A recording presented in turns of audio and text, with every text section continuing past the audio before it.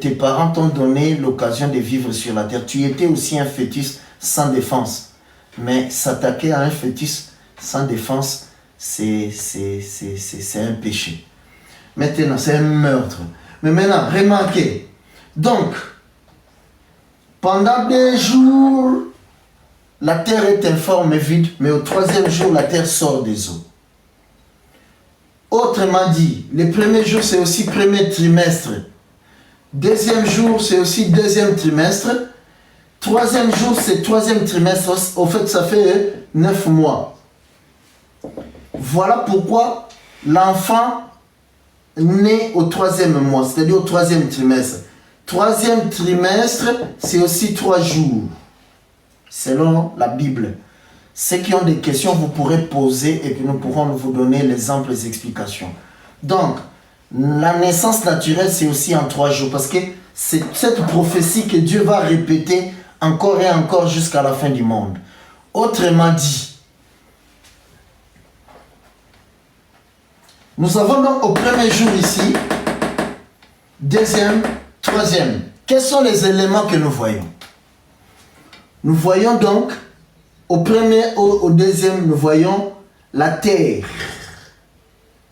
Nous voyons la terre. Donc nous devons écrire ici, de ce côté ici, pour la meilleure compréhension. Quels sont les éléments en présence? Nous avons la terre et nous avons l'eau. Voilà les 2 éléments en présence, la terre et l'eau. Ensuite, au 3e jour, la terre sort pour aller à la lumière.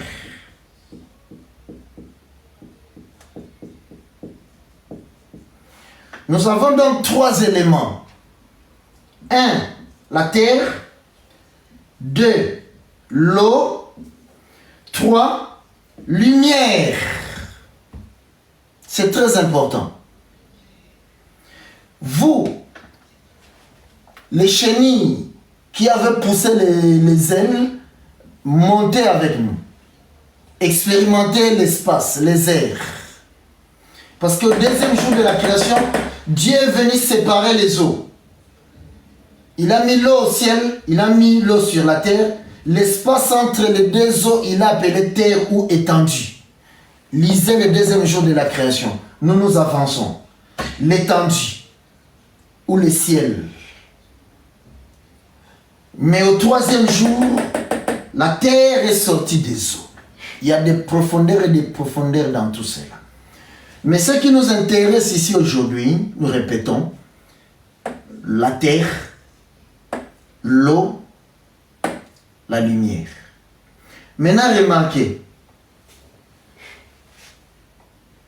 au premier jour de la création, la Bible dit, nous répétons encore, la terre était informe et vide, il y avait des ténèbres à la surface de l'abîme. Autrement dit, l'eau est dans le ténèbre. Ténèbres. Donc le premier jour et le 2e jour, c'est le ténèbre. À part donc le 3e jour. Le premier et le 2e jour, c'est le ténèbre. Le ténèbre. Le premier, 2e jour. Autrement dit, c'est ça que nous voyons, c'est une prophétie avec Jésus. Un jour, Jésus est dans la tombe, dans le ténèbre. 2e jour, Jésus est dans la tombe, dans le ténèbre. Au 3e jour, Jésus est sorti à la lumière. Il y a eu la résurrection. Qu'est-ce que la résurrection? C'est Jésus qui quitte la tombe pour monter vers la lumière du jour, vers le soleil. La résurrection, c'est Jésus qui quitte la tombe pour venir à la lumière du jour. C'est ça la résurrection. Oh, la résurrection s'est faite au 3e jour. Autrement dit, le 3e jour, c'est le 9e mois. Donc ça, c'est l'autre ombre naturelle. Au 9e mois, la maman perd les os. Elle perd les sangs. Et l'enfant, quand il sort du ventre, il reçoit le souffle de vie et il crie. L'élément que nous voulons que vous puissiez saisir, c'est celui-ci. C'est très important. Au commencement, la terre est dans l'eau. La terre est dans l'eau au deuxième jour. Ensuite, la terre amorce un déplacement. Il y a un déplacement qui se fait ici. Le déplacement qui se fait du ténèbre vers la lumière. C'est la terre qui se déplace. La terre quitte l'eau pour venir à la lumière. Nous répétons encore. L'enfant reste 9 mois dans l'eau, dans du liquide amniotique. Mais au 9e mois, la maman perd l'eau. Quand le sang vient, l'apparition du sang montre que le placenta se détache de la matrice pour pousser l'enfant dehors. Au fait, quand le sang vient, c'est pour déplacer l'enfant. L'enfant est déplacé par le sang. La matrice qui pousse l'enfant dehors. Autrement dit, la matrice fait passer l'enfant du ténèbre à la lumière du jour, au soleil. Maintenant, quand l'enfant vient au soleil, il doit crier. Voilà pourquoi Dieu, quand il a créé l'eau, il a dit que l'eau soit. Mais la Bible ne dit pas que Dieu dit que l'eau soit. Quand il a créé le ténèbre, quand il a créé l'eau, quand il a créé la terre, il a dit que l'eau soit, que le ténèbre soit, que la terre soit. Mais la Bible omet de dire Dieu dit. C'est avec dessein. Parce que la voix est accompagnée que dans la lumière. Donc l'enfant dans le ventre de sa mère, s'il parle, il crie, il va boire l'eau, il va mourir. Donc pendant les premiers jours, les deuxièmes jours, donc pendant ces 2 étapes, si l'enfant parle, il va mourir. Au 3e étape, 9e mois, si l'enfant parle dans le ventre, il va mourir. Mais c'est quand il est en dehors du ventre qu'il doit accompagner la naissance de sa voix. Tout ça, c'est prophétique. C'est pourquoi vous allez voir que Dieu, maintenant à la lumière, Dieu dit. Il est accompagné, donc la lumière est accompagnée de la voix.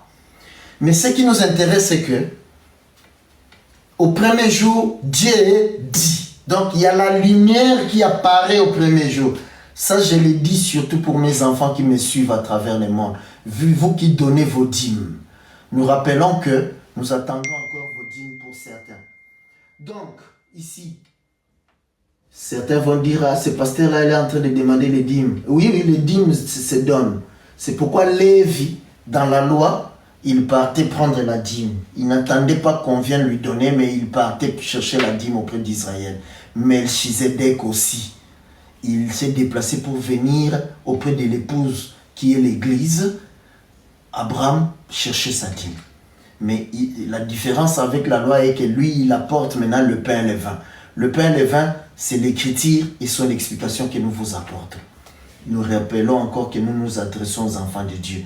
Quand tu manges le pain comme Abraham, tu bois le vin, donc tu comprends tout de suite que non, j'ai la part de Dieu qui est la dîme à donner à ses serviteurs. Parce que Dieu est venu là sous la forme, donc sur l'habit du sacrificateur. Or, le sacrificateur, c'est lui donc le ministre dans la loi là-bas. C'est pourquoi Jésus nous a ramenés dans la famille des sacrificateurs, dans le royaume des sacrificateurs. Autrement dit, il nous a ramenés dans la famille d'Aaron. Or, dans la famille d'Aaron, il n'y a que ses fils qui sacrifient. Alors qu'Aaron avait sa femme, il avait aussi ses enfants.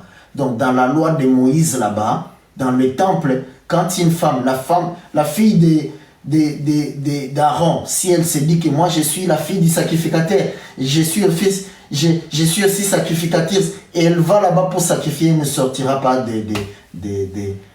du temple. Dieu va la gifler, va mourir là-bas.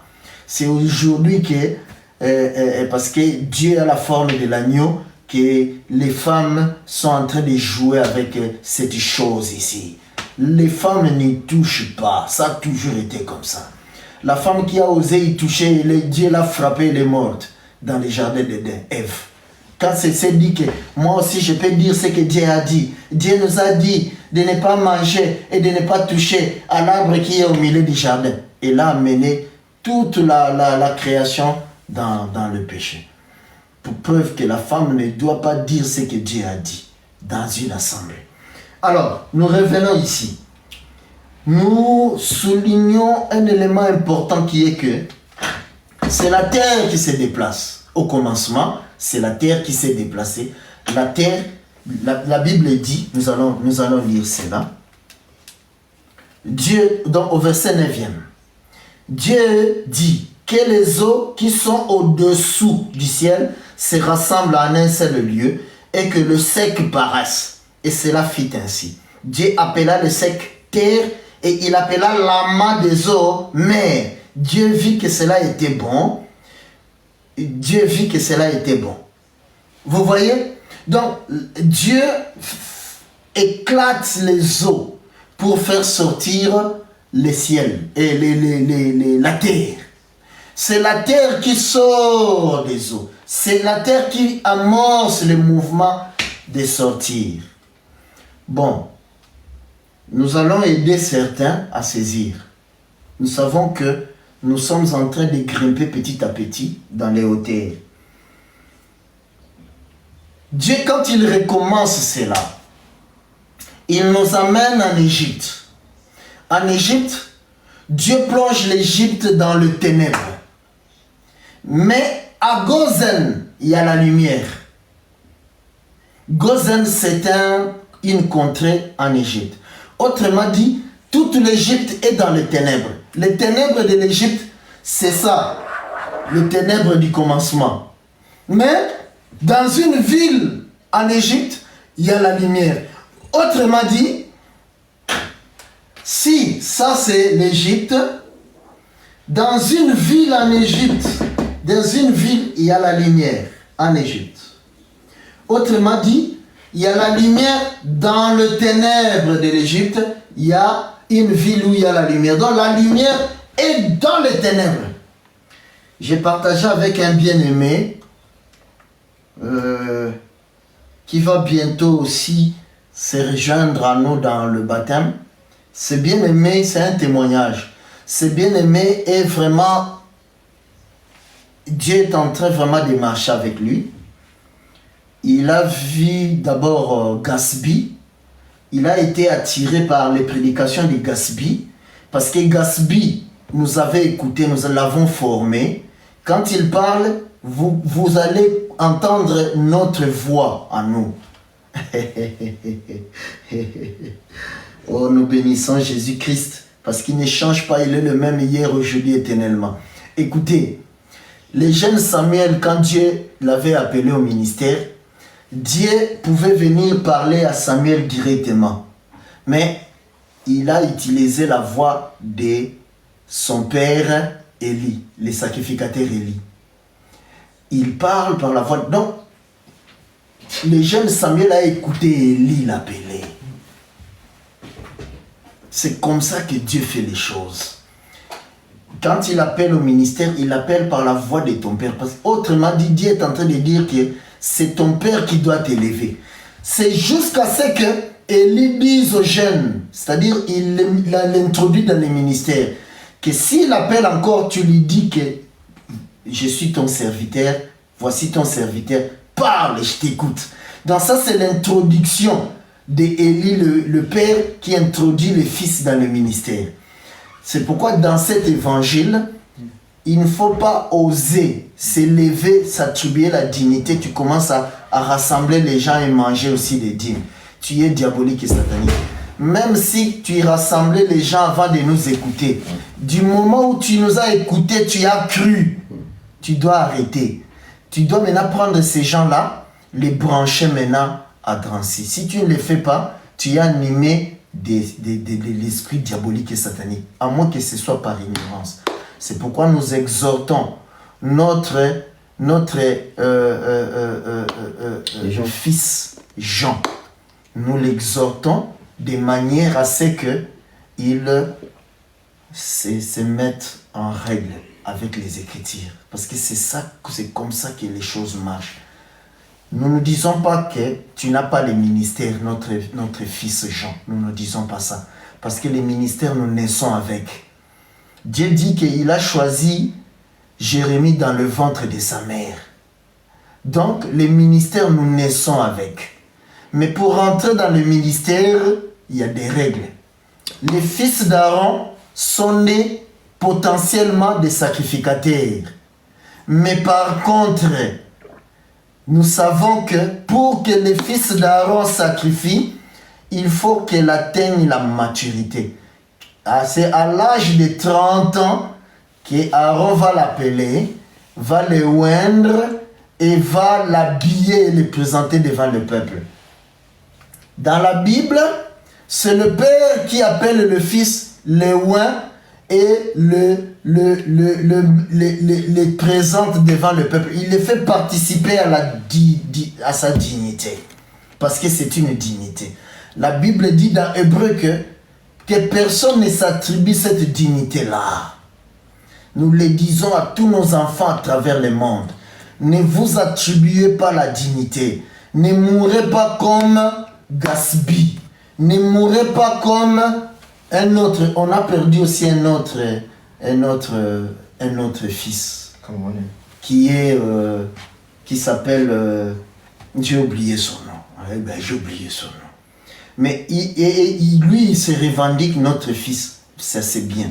Mais il est sorti par la fenêtre parce que nous, on ne l'avait pas élevé.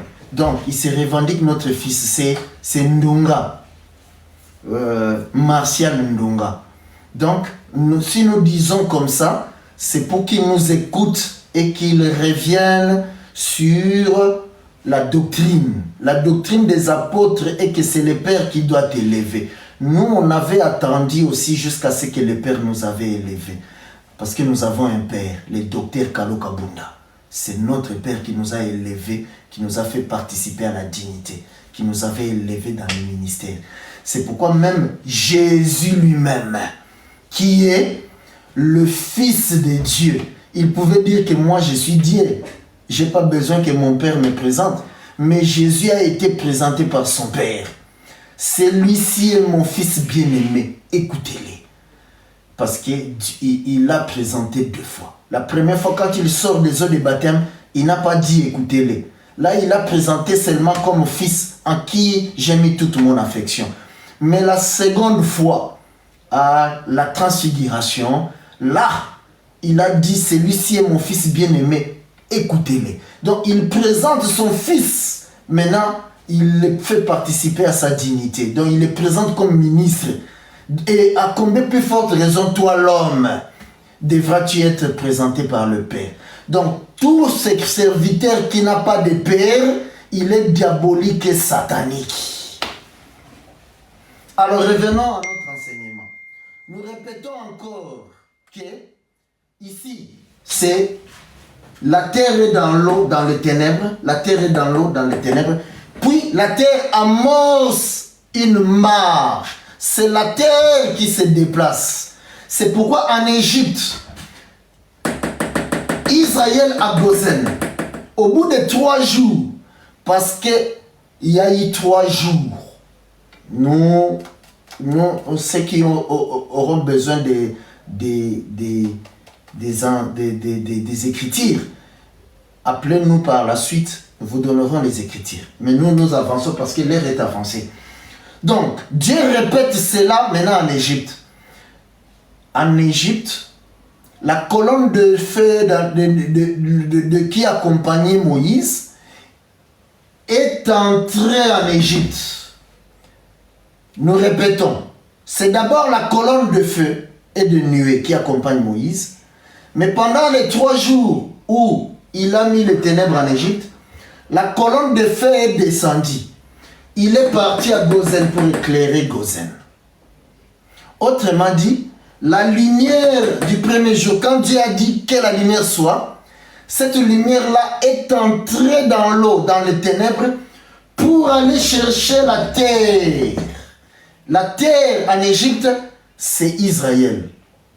Autrement dit, en Égypte, il y avait deux sortes de terres, les Égyptiens et Israël et les étrangers qui étaient en Égypte. Mais quand la lumière fut, la lumière ne fut pas pour les Égyptiens. Ils étaient dans les ténèbres. Donc l'ivraie restera dans les ténèbres, dans l'ignorance.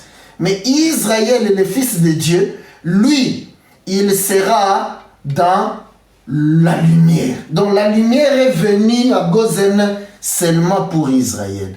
Donc notre prédication est seulement pour les élus de Dieu. Si tu n'es pas élu de Dieu, tu trouves que c'est compliqué, passe ton chemin. Maintenant, remarquez, après cela, Israël est sorti de l'Égypte pour retourner à Canaan. Donc Israël était la terre qui est sortie des eaux, du ténèbre de l'Égypte.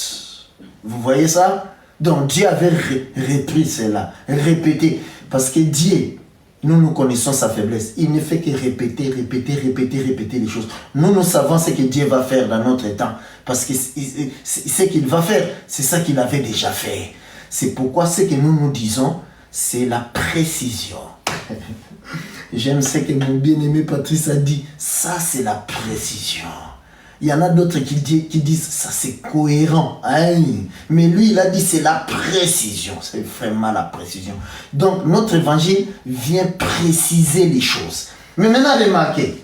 Donc, Dieu a commencé d'abord ici, dans Genèse. La terre est dans l'eau. Premier jour, deuxième jour. Mais visité par la lumière qui fut là. La lumière, c'est... Vous pouvez poser la question à tous les habitants de la terre. Quand Dieu a dit que la lumière fut, que la lumière soit et la lumière fut, après la lumière est partie où? Personne ne vous le dira, mais nous on doit vous le dire. Cette lumière est rentrée dans les eaux pour aller déplacer la terre.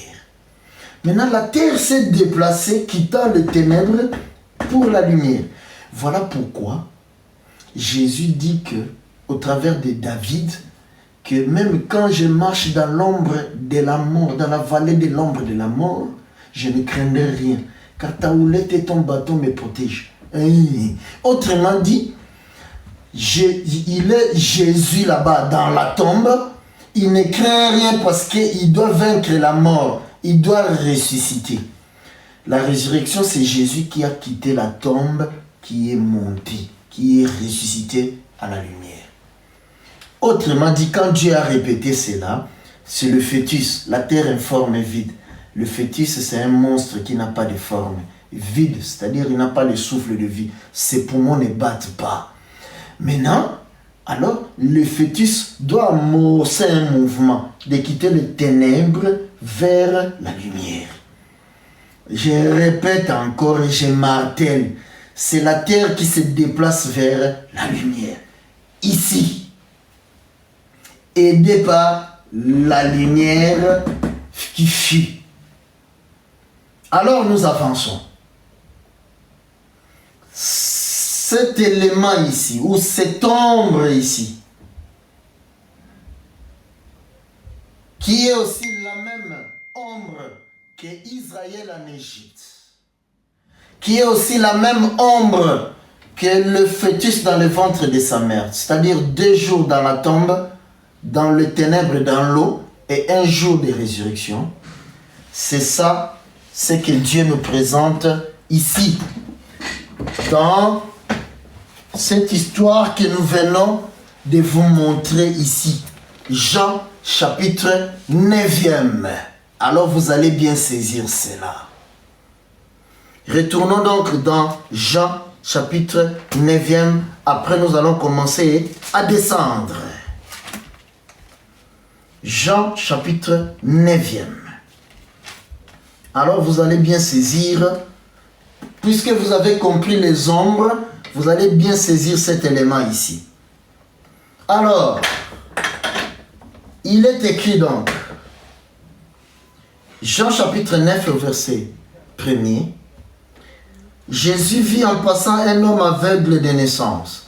ses disciples lui posèrent cette question. Rabbi, qui a péché, cet homme ou ses parents, pour qu'il soit né aveugle? Jésus répondit, ce n'est pas que lui ou ses parents aient péché, mais c'est afin que les œuvres de Dieu soient manifestées en lui. Il faut que je fasse tandis qu'il est jour, les œuvres de celui qui m'a envoyé. La nuit vient où personne ne peut travailler. Pendant que je suis dans le monde, je suis la lumière du monde. Après avoir dit cela, il cracha à terre et fit de la boue avec sa salive. Puis il appliqua cette boue sur les yeux de l'aveugle et lui dit, va et lave-toi au réservoir de Siloé, nom qui signifie envoyé. Il y alla, se lava et s'en retourna voyant clair. L'histoire des gens ici, ça vient d'où? Ça vient d'ici, de la terre au commencement. Ça vient d'où? Ça vient d'Israël à Gozen, l'Égypte plongée dans les ténèbres pendant 3 jours. Ça vient d'où? Ça vient de Moïse, retenu 2 mois dans la maison de sa mère. Au 3e mois, il est ressuscité sur les eaux, dans un panier. Ça vient d'où? Ça vient, la réalité, c'est Jésus qui ressuscite de la tombe. Parce que ça aussi, c'est l'ombre. Jean 9, c'est aussi toujours l'ombre. La réalité, c'est Jésus qui ressuscite après avoir passé 2 jours dans la tombe. Au 3e jour, il est ressuscité. Alors nous allons comprendre cela. Il trouve un aveugle né. Il dit aux apôtres que non, il ne s'agit pas du péché ici, mais c'est Dieu qui a fait ce scénario pour se glorifier. Maintenant, Jésus étant prophète, il fait quelque chose, un geste. Dieu parle au travers des prophètes par les gestes et par la parole. Jésus cracha sur la terre, sur la poussière de la terre.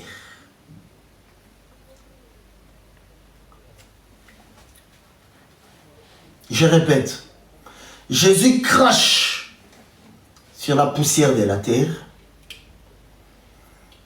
Il mélangea la salive avec la terre. Ça ne peut pas être nouveau. On doit avoir déjà vu Jésus faire cela.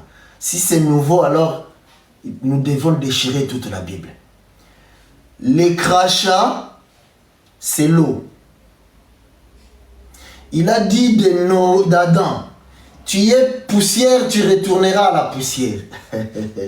Nous, on aime la Bible et la précision, comme selon notre frère Patrice. Jésus dit à Adam que tu es poussière, tu retourneras à la poussière. Or, la poussière, c'est la terre sans eau. Autrement dit, l'aveugle ici, nous comprenons donc son identité, c'est Adam. Dieu vient répéter la création. C'est Adam. Ceci dit, Jésus répète la création. Il prend donc l'eau qui est la salive. Il mélange avec la terre. C'est l'eau ici que nous lisons donc au commencement. Que la terre était informe et vide. Il y avait des ténèbres à la surface de l'abîme. L'Esprit de Dieu se mouvait au-dessus des eaux. Dieu dit que la lumière soit et la lumière fut. Donc au commencement, nous avons donc l'eau et la terre dans l'eau. Autrement dit, Dieu vient mélanger l'eau à la terre. C'est ça le fœtus dans l'eau. Donc l'homme est formé dans l'eau. D'abord, il est un œuf fécondé, Ensuite, il commence à se multiplier. Donc dans l'eau, la multiplication se fait dans l'eau. Dieu vient de les tisser dans le ventre de sa mère. Alors, quand Dieu finit de les tisser, Dieu fait que le fœtus se déplace du ventre vers la lumière. Donc, vers le soleil. Parce que en dehors du ventre, ça c'est un ventre. En dehors du ventre, ici il y a le soleil. Soleil. La lumière du soleil. C'est pourquoi donc, si on peut nous montrer les tableaux, l'entièreté du tableau, voilà, c'est important. Donc, nous voyons que ici, c'est la meilleure position que tu as fait. Il faut montrer le tableau. Montrer le tableau. Donc, ici, il y a le soleil. Ici, il y a donc la terre et l'eau. Ici, il y a le soleil. C'est très important. Écoutez-nous parce que nous sommes en train de descendre. Maintenant, cet aveugle ici, Jésus, quand il crache par terre, il fait de la boue, il applique la boue dans les yeux de l'aveugle. Pourquoi Jésus applique l'eau dans les yeux de l'aveugle? Dieu fait tout avec un but. Nous allons lire cela. Proverbe. Nous prenons donc Proverbe.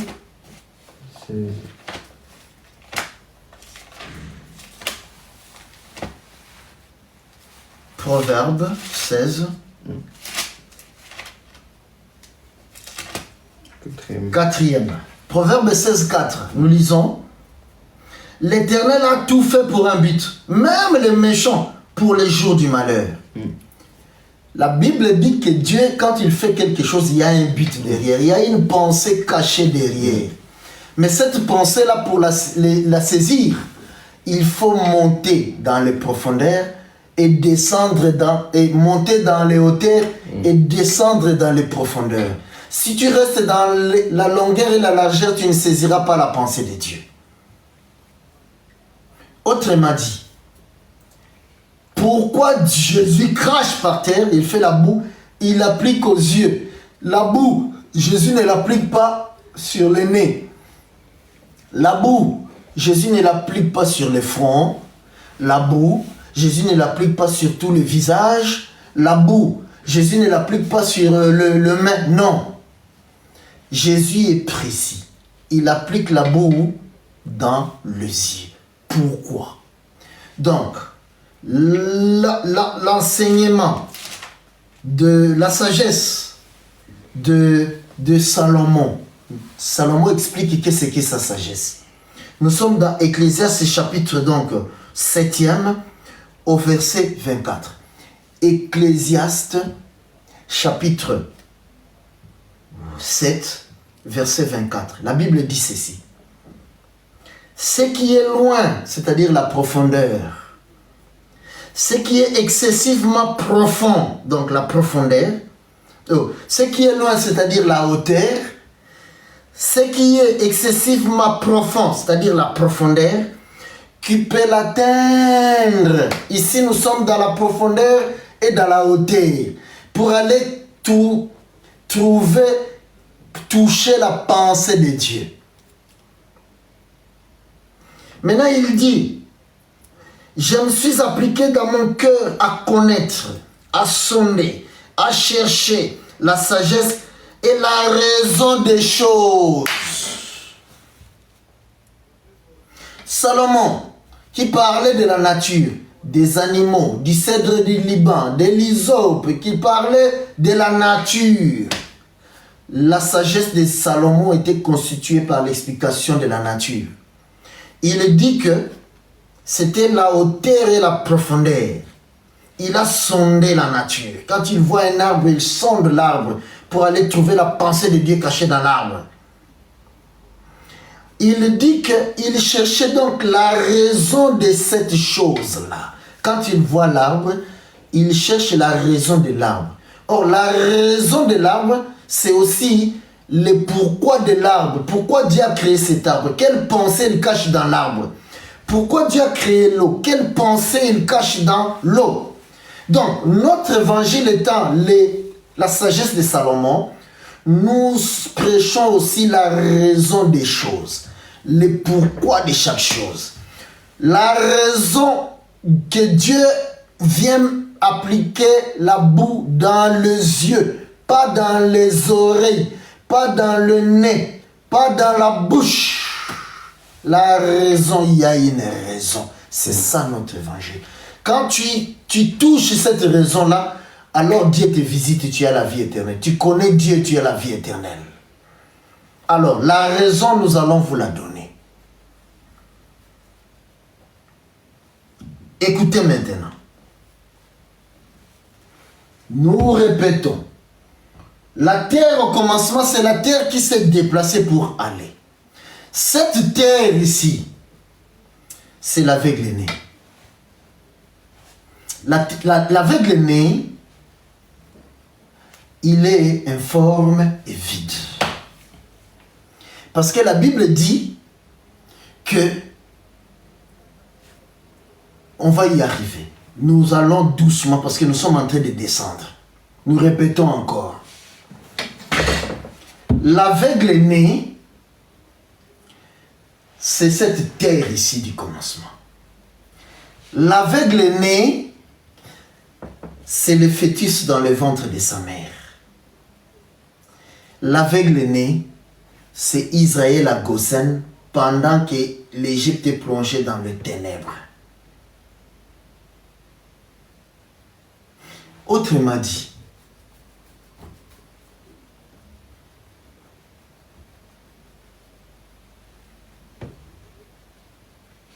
Dieu, Jésus, quand il crache par terre, il apporte donc l'eau.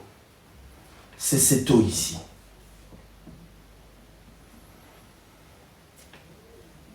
Qu'il mélange avec la terre. Donc, c'est cette terre ici. Au commencement, il y avait la terre dans l'eau. Maintenant, quand il mélange la boue, il fait la boue, donc la salive avec la terre, l'aveugle n'avait pas vu. Il est toujours informe et vide. Il manque la troisième étape. Pour que l'aveugle voie, il doit faire la même opération que la terre au commencement. Parce que Dieu ne change pas. Il est le même hier, aujourd'hui, éternellement. Donc la terre doit se déplacer pour aller. Mais maintenant, pour aller où? Ici, la terre, le fœtus, quand il sort du ventre, il vient au soleil, à la lumière du soleil. Donc, le fœtus, à la naissance, quitte les ténèbres pour la lumière. Autrement dit, un aveugle est dans les ténèbres, il ne voit pas. Il lui faut la lumière. Maintenant, Jésus fait la boue, donc il mélange l'eau et la terre. C'est ça donc cet aveugle-là. Maintenant, il lui dit, déplace-toi maintenant, ressuscite, va à Siloé. Siloé, c'est un réservoir d'eau. Oh, le réservoir d'eau de Dieu, c'est une source. Autrement dit,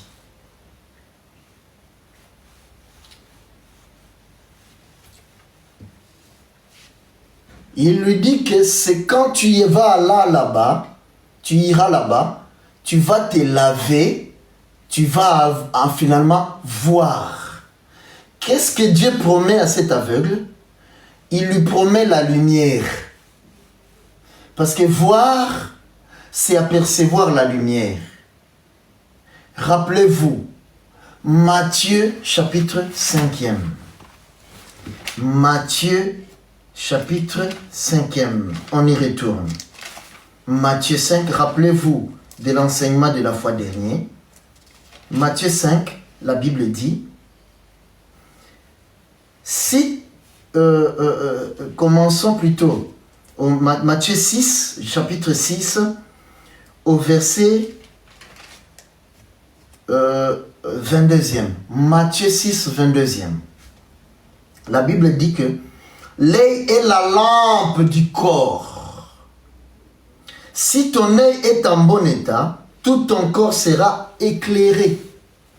Donc, si l'œil est en bon état, il est une grande lumière qui éclaire tout le corps. Donc, l'œil, c'est une lumière. Autrement dit, Jésus envoie l'aveugle-né à la lumière. Les réservoirs ou la source des Siloé, c'est la lumière. C'est ça la troisième étape. La lumière du soleil pour les fœtus. C'est pourquoi alors, l'aveugle se déplaça. Il marcha jusqu'à Siloé. À Siloé, quand il se lava, ses yeux s'ouvrirent. Il aperçut la lumière. Donc, tous les corps de cet homme étaient éclairés. Il pouvait maintenant voir tout son corps. Maintenant, que quand l'aveugle a reçu les yeux, nous voyons que quand le fœtus vient à la lumière, tout ce que les médecins, tout ce que les parents attendent de lui, c'est qu'il crie, qu'il pleure. Rappelez-vous, Moïse, 2 mois dans la maison, sa mère l'a gardé 2 mois pour qu'il ne soit pas tué par Pharaon. Moïse n'avait pas pleuré, sinon les soldats de Pharaon allaient venir le débusquer. Il y a un enfant garçon qui est ici, parce que Pharaon avait décrété de tuer tous les garçons de 0 à 2 ans. Et quand il avait décrété cela, c'était lors de son anniversaire. Donc, nous comprenons que ceux qui fêtent les anniversaires, ce sont ceux qui décrètent la mort de Jésus. Parce que Hérode a fait ça aussi de l'autre côté, dans l'ombre ici. Rappelez-vous, si vous voyez quelque chose dans l'Ancien Testament, vous devez le retrouver dans l'ombre. Hérode aussi, qui avait cherché à tuer les libérateurs Jésus, avait décrété aussi de tuer tous les enfants de 0 à 2 ans pour éradiquer Jésus. Ils ont tué tous les garçons. Donc Jésus était le seul rescapé. C'est-à-dire, les 2 jours ici, c'est les garçons maintenant là-bas qui sont morts, les 2000. Et Jésus était le seul rescapé qui est ressuscité. Moïse aussi là-bas, ça c'est projeté là-bas avec Moïse. Avec Moïse aussi, c'était pareil. Il avait décrété aussi la mort de tous les garçons de 0 à 2 ans pour tuer le libérateur Moïse. Mais 2 mois, Moïse est resté dans la tombe. Au 3e mois, Moïse est ressuscité dans l'eau. Moïse veut dire, il est ressuscité des eaux. Autrement dit, c'est au 3e jour que Moïse est ressuscité. Mais la Bible dit que Moïse, le garçon Moïse, quand il était sur les eaux, il a commencé à pleurer. C'est ça qui avait touché le cœur de l'étrangère qui était la fille de Pharaon. Au 3e jour, c'est aussi 7e jour. Mes enfants comprennent. Parce que là, nous sommes en train de naviguer dans les airs. C'est aussi 7e. C'est pourquoi donc, au 7e, Salomon plaira. Et vous voyez ça? Parce que donc, les sens églises évangéliques disent que Salomon disait la sagesse. Pour nous, Salomon plaira. Vous voyez ça? Parce que c'était un enfant. Quand un enfant naît, il doit plaire. Donc nous devons interpréter que ce que l'enfant dit. Vous voyez ça? Nous comprenons donc que cet aveugle-né qui est cette terre ici, qui est sorti des eaux, qui est venu à Siloé, sa bouche doit s'ouvrir aussi. Vous voyez ça? Sa bouche doit s'ouvrir. Il doit parler. Et quand il doit parler, ça doit mettre certains en colère. Ça doit mettre certains en colère. Écoutez, C'est pourquoi donc les parents de cet enfant ici, ce monsieur aveugle-né, ils ont dit que il a de l'âge cet enfant ici, il peut pleurer, posez-lui des questions. Nous allons lire la suite pour pouvoir descendre parce qu'il est 23h. C'est circulant ces choses que nous sommes en train de dire ici. Soutenez l'œuvre de Dieu pour que nous puissions nous consacrer qu'à ça. Dans la page de l'église, parce que nous sommes l'Assemblée des Saints de Drancy, dans la page, notre page de l'église, il y a les coordonnées pour soutenir cette œuvre. Vous pouvez aussi nous appeler pour soutenir cette œuvre. Nous nous adressons seulement aux élus de Dieu qui aimaient cet évangile. Soutenez cette œuvre. Alors, nous poursuivons. Au verset 8e. Non, donc, relisons donc. À partir du 5e. Pendant que je suis dans le monde, je suis la lumière du monde. Après avoir dit cela, il cracha à terre et fit de la boue avec sa salive. Puis il appliqua cette boue sur les yeux de l'aveugle et lui dit, va et lave-toi au réservoir de Siloé. Nom qui signifie envoyé. Il y alla, se lava et s'en retourna voyant clair. Ses voisins et ceux qui auparavant l'avaient connu comme un mendiant disaient, n'est-ce pas là celui qui se tenait assis et qui mendiait? Les gens ne vont plus te reconnaître. Les uns disaient c'est lui, d'autres disaient non, mais il lui ressemble. Et lui-même disait c'est moi, parce qu'il a réussi la bouche de parler. Il doit commencer à crier, à pleurer. Ils lui dirent donc, comment tes yeux ont-ils été ouverts? Il répondit, l'homme qu'on appelle Jésus a fait de la boue. Ah ouais mes yeux, oh il a oué ses yeux. Et m'a dit, va au réservoir de Siloé et lave-toi. J'y suis allé, je me suis lavé et j'ai pu voir. Oh, comment il pleure cet homme ici. Il lui dit, où est cet homme? Il répondit, je ne sais. Il m'énerve vers le pharisien, celui qui avait été aveugle. Or, c'était un jour de sabbat, ça ne nous étonne pas. Parce que c'est au 7e jour.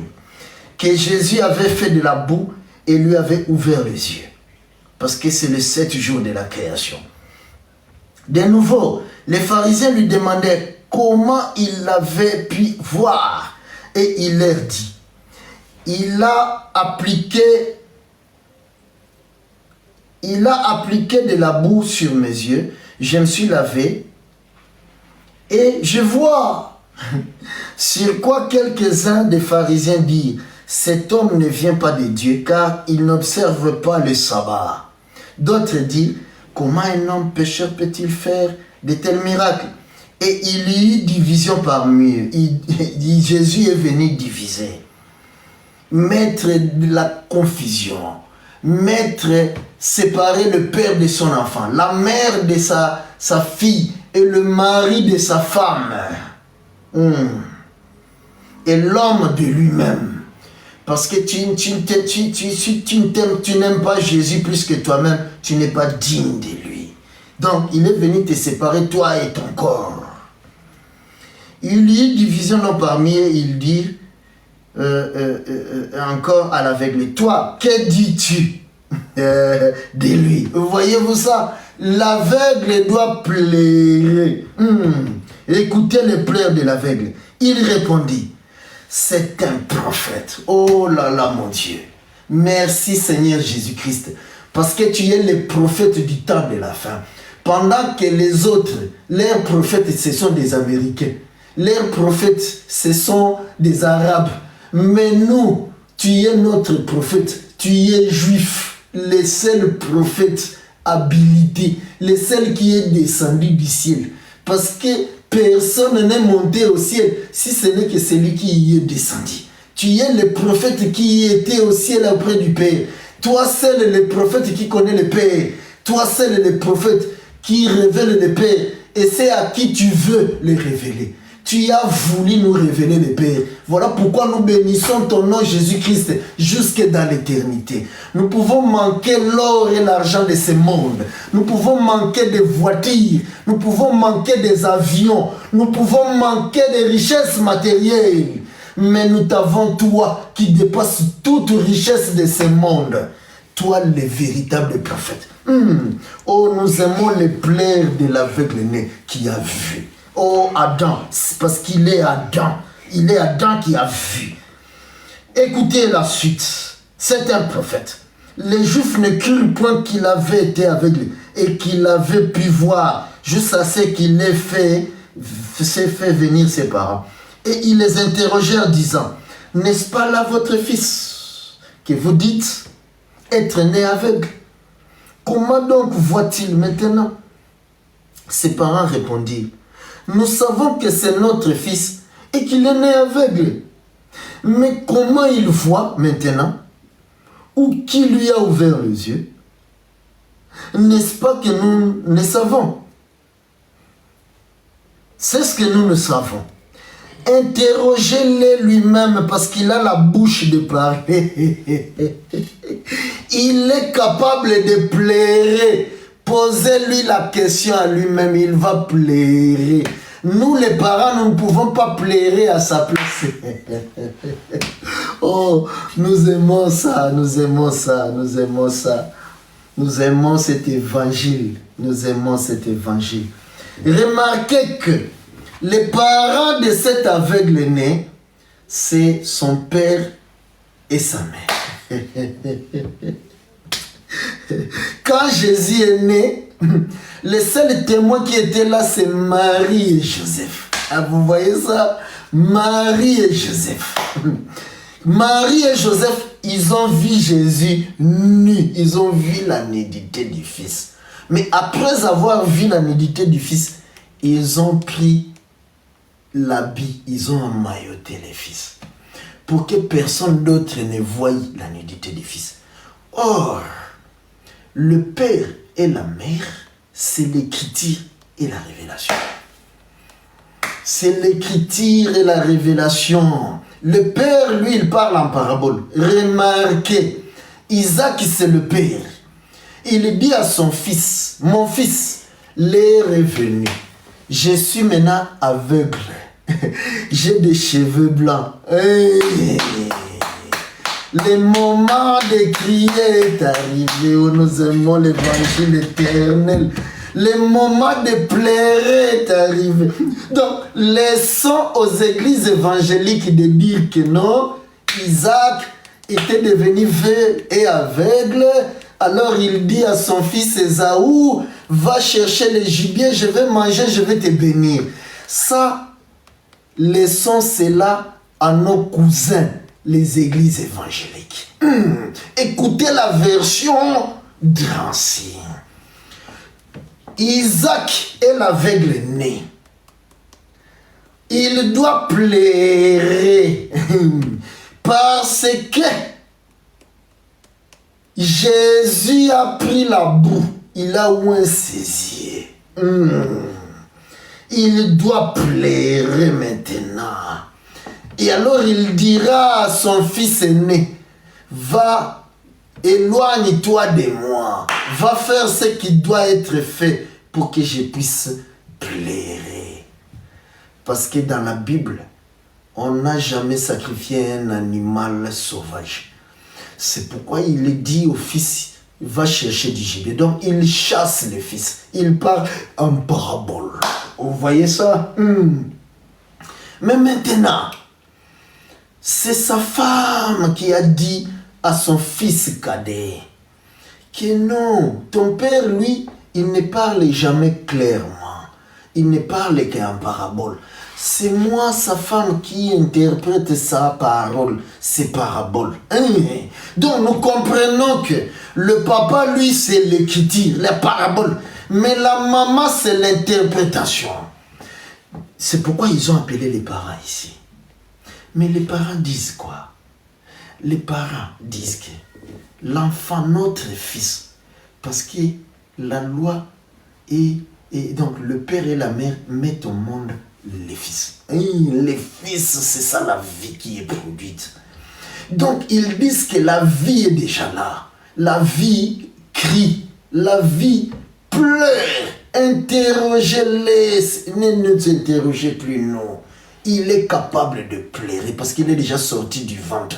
Il est dans la lumière. Il voit. Interrogez-les. Parce que la lumière qu'il voit doit être accompagnée de plaire. Alors, ils interrogeaient. Continuons la suite, la lecture pour la meilleure compréhension. Alors, nous sommes donc au verset 21. Mais comment il voit maintenant ou qui lui a ouvert les yeux? C'est ce que nous ne savons. Interrogez-le lui-même. Il a de l'âge. Il parlera de ce qui le concerne. Ses parents dirent cela parce qu'ils craignaient les Juifs. Car les Juifs avaient déjà convenu que si quelqu'un reconnaît Jésus pour le Christ, il serait exclu de la synagogue.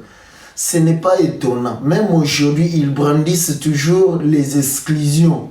Parce qu'ils regroupent les pouvoirs religieux et politiques. Ils font de la politique dans toutes ces églises évangéliques. Quand tu parles là-bas, ils vont te dire que ça, c'est ma propre vision. Donc, c'est sa vision à lui et de sa femme et ses enfants. C'est lui qui ne veut pas. Ouf! Il doit partir. Nous avons vu même un qui est mort il n'y a pas longtemps. Des églises. Oui. Et avant de mourir, lui, il était vraiment malin. Oui, parce qu'il était malin. Il n'était pas sage. Il était malin. Parce que malin, la racine de malin, c'est le mal. Vous voyez ça? Donc Dieu n'est pas malin, mais il est sage. Mais lui, ce pasteur-là, il était malin. Avant de mourir, quand il a senti aussi qu'il va mourir, il vient présenter son fils. Il laisse l'héritage. Il dit qu'après ma mort, l'église restera entre les mains de mon fils. Et son fils, aujourd'hui, il a l'église. On a vu récemment dans les réseaux sociaux, son fils, on est en train, qui s'appelle Moïse. On l'a vu en train d'être, qui est aussi musicien, donc connu. Il était en train d'être consacré dans les trucs là, consacrés. Après l'école de théologie d'après? Pas de théologien, c'est qui gouverne le monde. Les prêtres? Toi aussi. C'est qui font qui donnent la politique, le pouvoir à tout le monde là. Pas des formations, hein? Oui, la formation. Des formations? Oui. On était en train de les consacrer formation. Bon, je ne sais pas comment ces adeptes vont réagir à ça. Mais on a vu les images, donc c'est un franc-maçon. À lui, son père lui avait laissé l'église avant de mourir. Bon, alors qu'il y a des générations même de son père qui étaient là, des pasteurs, qui ont vu cet enfant-là naître. Mais l'église est restée entre les mains. Mais c'est normal, parce que c'était les ligablos, c'était la boutique, ou c'était l'entreprise de son père, qui s'appelait Mbille, connu de tout le monde. Vous voyez ça? Donc l'église là, ce n'est pas l'église de Jésus, c'est l'église des hommes. C'était la boutique de Mbille, il a laissé son fils Moïse. Voilà comment sont toutes ces églises-là. C'est pourquoi de son vivant, il doit déjà élever sa femme, il doit déjà élever ses enfants. C'est leur boutique. Le moment est arrivé que vous puissiez vous rendre compte que dans toutes ces églises où vous êtes, c'est les boutiques. Mais remarquez vous-même, essayez de vous renseigner concernant l'argent, vous allez voir. L'argent, ils ne pourront jamais vous laisser voir. Parce que c'est ça les summum de tous ces systèmes. Ne nous disons pas que tous ils font exprès. Non, il y a beaucoup des hommes, des pasteurs des églises évangéliques qui sont sincères, qui sont aussi zélés. Mais Israël était sincère, Israël est zélé. Mais Paul a dit qu'ils avaient un zèle sans intelligence. Donc, il y a beaucoup de ces prédicateurs qui ont un zèle sans intelligence. C'est pourquoi le diable étant rusé, il les a enrôlés à son service, mais ils ne savent pas. Ces zèles-là, ils travaillent pour Satan, mais sans le savoir. Ils font des prières pour recevoir Jésus, ils mettent les noms à leur église, leur boutique, c'est l'église de la gloire de Dieu, ainsi de suite. Alors que l'église de Jésus n'a pas de nom. Vous voyez? Donc, laissons-les. Remarquez que les parents insistaient sur le fait que l'enfant a de l'âge. Donc, l'enfant que nous confessons ici, il a de l'âge. C'est pourquoi nous ne défendons pas notre Dieu. Si vous voyez les gens défendre leur Dieu, en réalité, ils sont en train de dire que leur Dieu est incapable de se défendre lui-même. Nous défendons pas d'être Dieu. Nous savons qu'il est capable. Si tu viens ingérer notre Dieu, c'est ton problème. Ingérer-le. Il a de l'âge, il va se défendre. Vous voyez-vous ça? Donc, c'est pourquoi ses parents dirent, il a de l'âge, interrogez-le lui-même.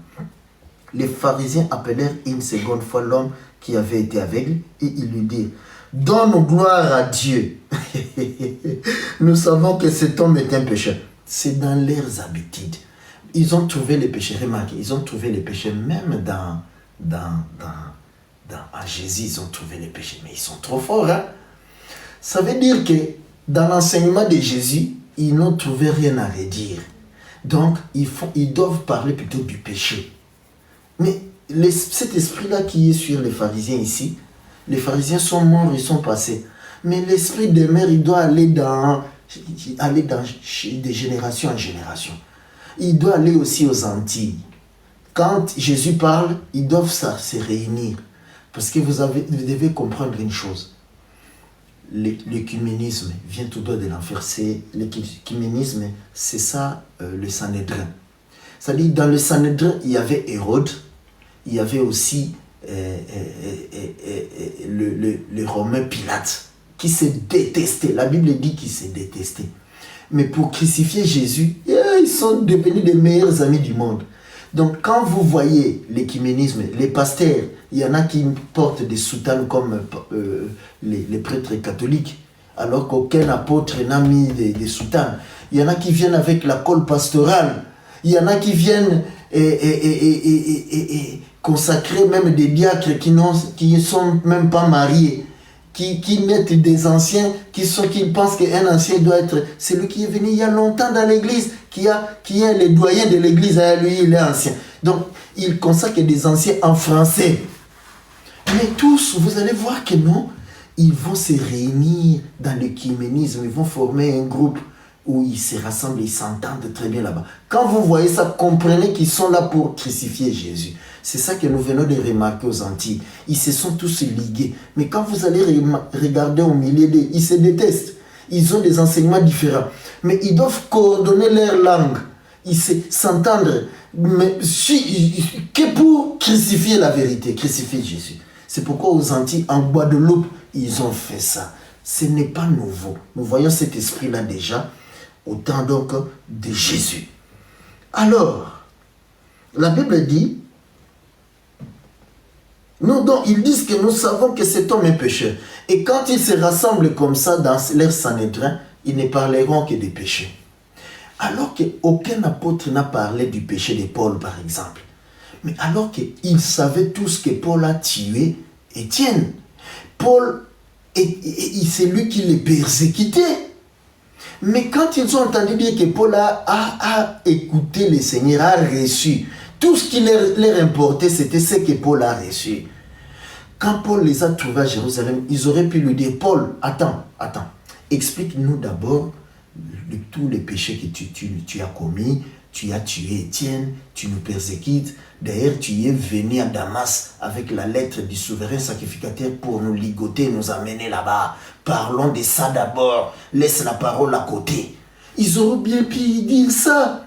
Mais remarquez que les apôtres qui ont reçu le Saint-Esprit, la Bible témoigne des apôtres.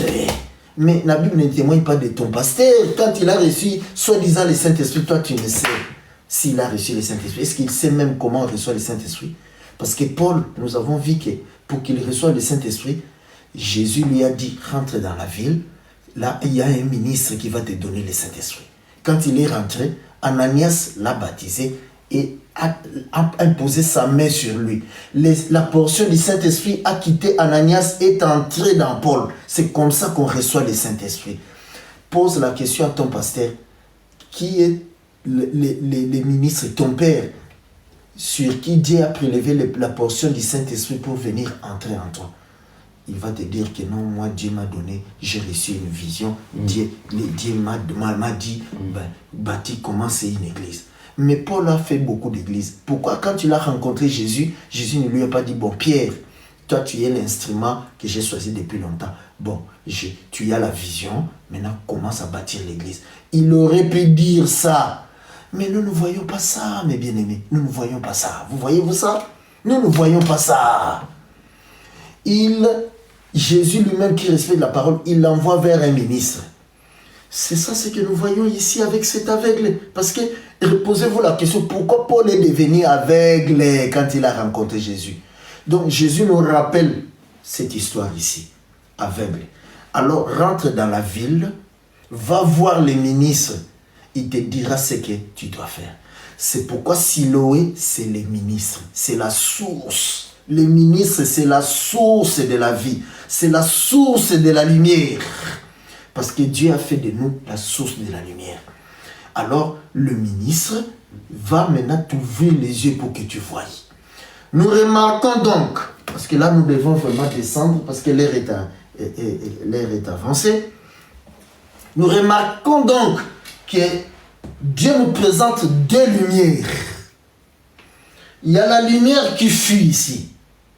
Et la lumière qui est Siloé. Siloé, c'est une lumière. Parce que c'est là où il recouvre la vie. Or, les yeux, c'est la lumière. Donc, après l'eau, après la terre, Dieu nous présente la lumière qui est Siloé. Siloé signifie envoyé. Donc, les envoyés de Dieu, le ministre, ils sont la lumière. La source de la lumière. Dieu a fait de nous source de lumière. C'est pourquoi, remarquez, depuis que vous nous suivez, nous, les serviteurs inutiles de Dieu, nous, les balaïrs de ce monde, est-ce que vous nous avez déjà vus avec une feuille où nous avons préparé notre message, l'introduction, le développement et la conclusion? Non, parce que Dieu a fait de nous Siloé, la source. Quand nous parlons, ça sort, ça coule. Nous parlons des années, des heures et des heures, non? Dans les églises évangéliques, si une prédication a été 1 heure, oh, les gens seront fatigués, ça a mis longtemps. Mais regardez, vous nous suivez depuis des heures, non? Vous n'êtes pas même encore prêts à arrêter. Parce que c'est succulent, nous sommes une source. Dieu a fait de nous Siloé. Autrement dit, nous voyons donc deux lumières. Une lumière qui fut. Cette lumière rentre dans l'eau pour envoyer l'eau vers Siloé. Cette lumière ici, à l'occurrence, c'est Jésus. La lumière qui fut. Donc cet aveugle-là, cette rencontre-là n'est pas une rencontre au hasard. Non. Le scénariste, c'est Jésus qui a mis tous ces éléments-là. C'est lui qui a donné l'aveuglement à cet aveugle et qui a préparé ces temps-là. Parce qu'il est le maître des temps et des circonstances. Il est passé par là pour lui, pour nous expliquer. Donc quand Jésus est venu, c'est la lumière qui fut pour cet aveugle-là né. Ensuite, Jésus est venu maintenant vers cette terre-là, l'aveugle né. C'est-à-dire la lumière est entrée dans l'eau pour venir pousser la terre de se déplacer et d'aller à Siloé. C'est pourquoi, quand quelqu'un nous dit que non, j'ai rencontré Jésus, j'ai vu une vision, nous allons dire Amen. Mais nous allons maintenant observer la vision. Qu'est-ce que la vision va, où est-ce que la vision va te conduire? Si la vision te dit seulement que bon, reste à la maison, commence à lire la Bible, comme ça tu es sauvé. Ah, nous comprenons que tu as vu une vision. Tu as vu un ange. Mais l'ange de l'Éternel, non. Tu as vu l'autre ange. Parce que Satan, c'est aussi un ange. Vous voyez, c'est même un archange de Dieu. C'est lui que tu as vu. Donc, quand quelqu'un nous dit que j'ai vu rencontrer Jésus, j'ai rencontré un ange de Dieu,